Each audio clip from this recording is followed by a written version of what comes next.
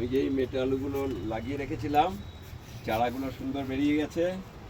আর এই যে মাটি আমি তৈরি করে রেখেছি মেটে আলুর, একটু বেশি করে মাটি দিয়েছি এবং নরম করেছি মাটিটা, খুব ছাই ফাই দিয়ে, ছাই ধানের ফুসফুস দিয়ে নরম করেছি যাতে আলুটা বাড়তে পারে।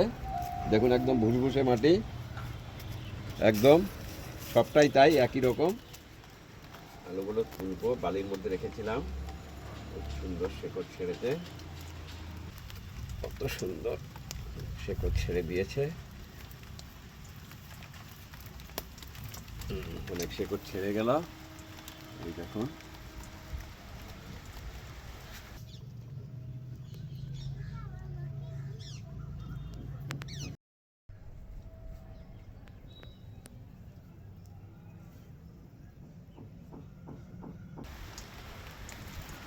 এবার আমি এখানে লাগিয়ে দেবো, আলগাভাবে লাগাবো, খুব বেশি খুঁড়বো না।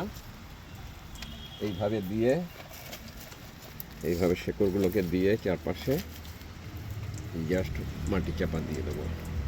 একটু সামান্যই মাটি দেবো, নিচের দিকে, উপর দিকে আলুটা ওঠে না, নিচের দিকেই আলুটা হবে।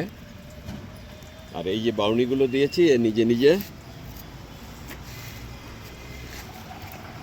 এই যে আমি বাউনিগুলো দিয়েছি এ নিজে নিজে এইভাবে পেঁচিয়ে পেঁচিয়ে উপরে উঠে যাবে।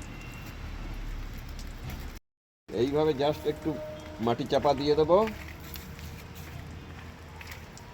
সামান্য মাটি চাপা দেবো, খুব বেশি দেওয়ার দরকার নেই। এই নিচের দিকে ছুটবে শেকড়, ব্যাস। এই যে এইভাবে মাটি দিয়ে, এই যে দেখুন, এগুলো দিয়ে ঢেকে দেবো, এগুলো দিয়ে এর গোড়া ঢেকে দেবো। এইভাবে প্রত্যেকটা টবে ঠিক একই প্রসেসে সব আলুগুলো আমি লাগিয়ে দেবো। এবার আমার কাজ শেষ, ও ওর মতন বড় হতে থাকবে।